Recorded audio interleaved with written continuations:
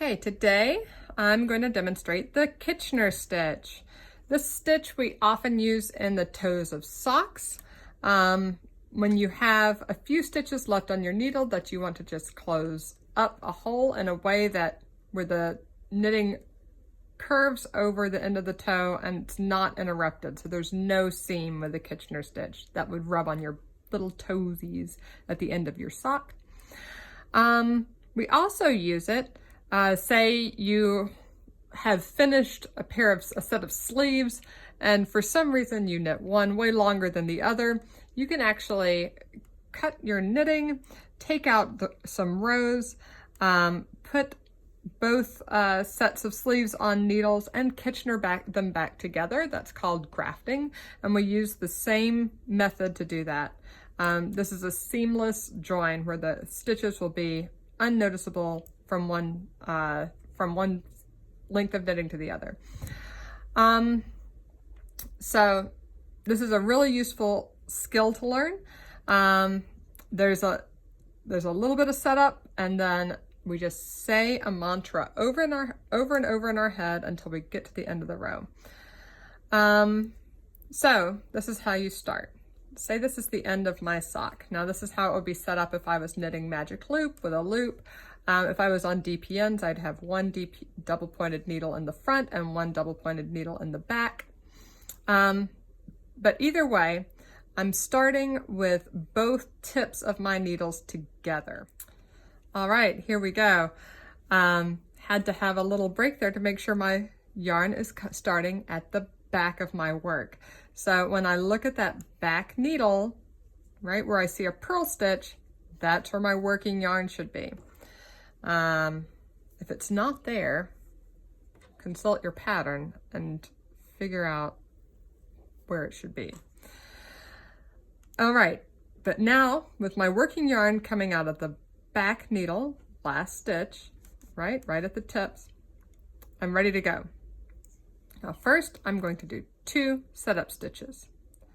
I'm going to thread the working yarn through my needle. Now I love these wool needles. They have nice big eyes that are easy to get chunky yarn like this through. But honestly, I use them for almost everything because I never have to like lick my yarn and get it through, poke it through a tiny needle eye. So I love these wool needles. So the first thing is, once we thread our needle, we're going to put it through the first stitch on the front needle, and we're putting it through purlwise. And then we're going to go to the back needle and go through knitwise. Right? Knitwise is from left to right, purlwise is from right to left. All right. Make sure you don't have loops over your needles like that. There we go. Setup is done. Now we start our Kitchener stitch. We're going to work knitwise through the first loop on the front and at the same time pull it off. There we go. And then we're going to go purlwise through the next stitch on the front. Now we do the reverse on the back. Purlwise through the first stitch on the back and take it off, and then knitwise through the first stitch on the back and leave it on. Okay, so now we're going to continue that pattern all the way down our row, and this is the mantra we say: knit off, purl on, that means leave it on, right? Purl off, and knitwise, and leave it on. Yay, next step done, right? You see, I don't have any extra loops sitting on my needles. Everything I just push down below between the 2 rows of stitches. Let's try it again. Knit off, I have a little more yarn than I need to because I had to take out a row to get my yarn to start in the right place. Purl on, purl off, knit on, knit on. Do not take that knit stitch off the back.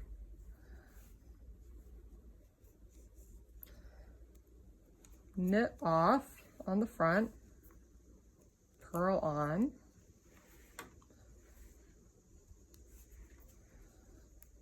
purl off, knit on.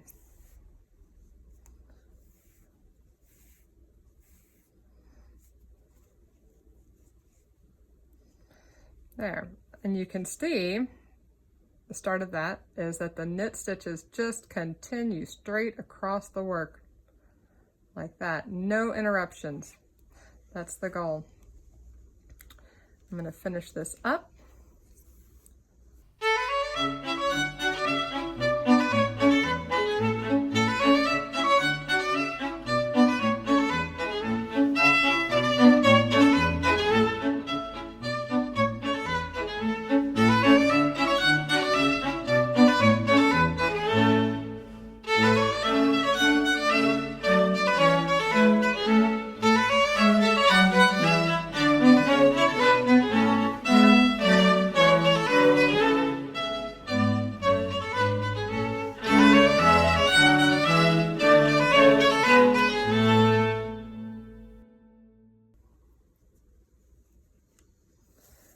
All right, so now we are at the end of our row. You can see across the top that each row of V stitches continues. If you have some V's that are looser and some that are tighter, you can go in and tighten or loosen those a little bit to get your gauge consistent across the row if you want to, especially if you're grafting two pieces together. That's important. At the end of a sock, I feel like everything's going to work itself out when you wear the sock. But now we have 2 stitches left, right? So our mantra is going to get a little messed up. Let me show you what I do. I knit off the first one, and the next is a purl. So I'm going to look for the next stitch at the top of the V. You can see this is the one I just took off, this V, and I'm going to go through it as a purl, right? And that's going to finish up that stitch for me. And then I'm going to purl this off and look for the next V stitch right there next to it and go through that purlwise. Boop, boop, boop. I think I somehow made a knot. Everything is getting funky at the end of my, why doesn't this want to go through? That is not usual. That's unfortunate. Right at the end, everything gets knotty. I don't know why. Come out of here.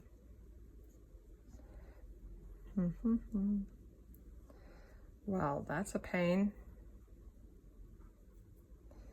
That doesn't usually happen. Oh, there we go. Okay, sometimes we just have to fuss with our stitches a little bit. And sometimes there's a little extra nubby here, and I just pull that through to the inside of my sock and seam it through on the toe. So then all the stitches look nice and even across the top of my toe. That's it. That's a Kitchener stitch. Yay!